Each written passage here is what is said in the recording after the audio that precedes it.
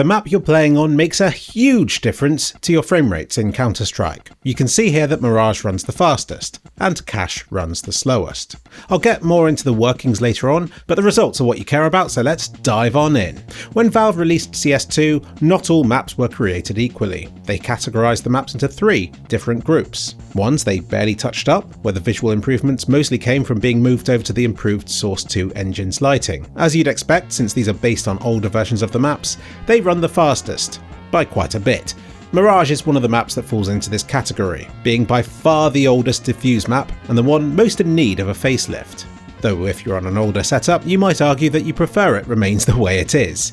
And I suspect Mirage's excellent performance is part of the reason for why the map is so popular. Anyway, the second group of maps were upgrades, which received lots of improved lighting effects and new PBR materials. Maps like Nuke and Ancient fall into this category and tend to be a bit more demanding to run. And the third category of maps was overhauls, which were fully rebuilt from the ground up. Maps like Italy, Overpass and Inferno. So understandably, being the newer sort, these are the ones that run the slowest. Or so you'd think. Ancient is the odd one out, because it isn't a full rework, yet it manages to run even slower than some of those brand new, fully reworked maps do. I guess making a map harder to run isn't the desired goal of remaking a map, but it does tend to come with nicer visuals. But Ancient was always in a strange place, being the newest map in the CSGO era, and I suspect was caught in a weird transition between source engines. It's also very foliage heavy, which may also skew its demands over the clean visual lines of other maps. But another thing that's probably impacted its performance so much is its 2025 overhaul to its textures and lighting, which still isn't a complete overhaul over the CSGO version, but it does explain why it runs similarly to Train, which is another map that they've released since CS2's initial launch. Train was released at the end of 2024, sporting a dark, wet and rainy look, and I found it fared similarly to Ancient. Is this the new ballpark intended performance target for CS2 maps released from now on?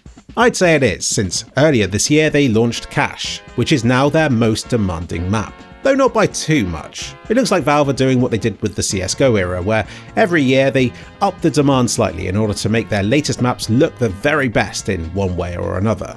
As for FMPone's version of Cache, it ran even slower again.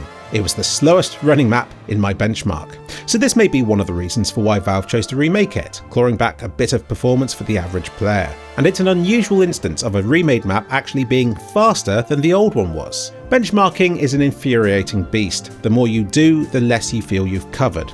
I just tested all of these maps on the same PC setup, but I did it quite thoroughly, sampling 10 different spots per map, split between bomb sites, middle, various corridors, and the spawn points. This all breaks down when you realise CT spawn on Overpass is on bomb site A, or that the hostage maps tip everything on its head and do away with bomb sites entirely. At the end of the day though, none of these categorisations really matter too much. The key thing is to get a bunch of spots in order to make an average frame rate that represents the map's overall performance. Which areas of a map do you think ran fastest and which ran slowest?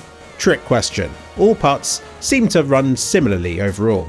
I guess I was expecting frame rates at, say, T-spawn to be lower since you're less likely to be engaged in combat there, and with lengthy buy times you have a lot of time to look around at the scenery, so I thought a mapper might decide to lavish more love and details into these regions. But this didn't happen, nor did the many corridors and routes leading to the bomb sites run any faster, even when they were just seemingly plain old boring corridors. So it seems as though, while every map has its own performance target, within each map, it hits its own unique performance target quite consistently. I tested all this on a Geforce 2060 12GB, using high settings at 1440p to tax the graphics card, else it would be just a test of how fast my processor is. And being the 5700X3D, it's pretty fast. For the sake of simplicity, I haven't shown the 1% minimums, but the one interesting thing to note with them is, again, Ancient, which for some reason had lower 1% minimums than expected, performing worse than the otherwise more demanding Train and Cache remakes.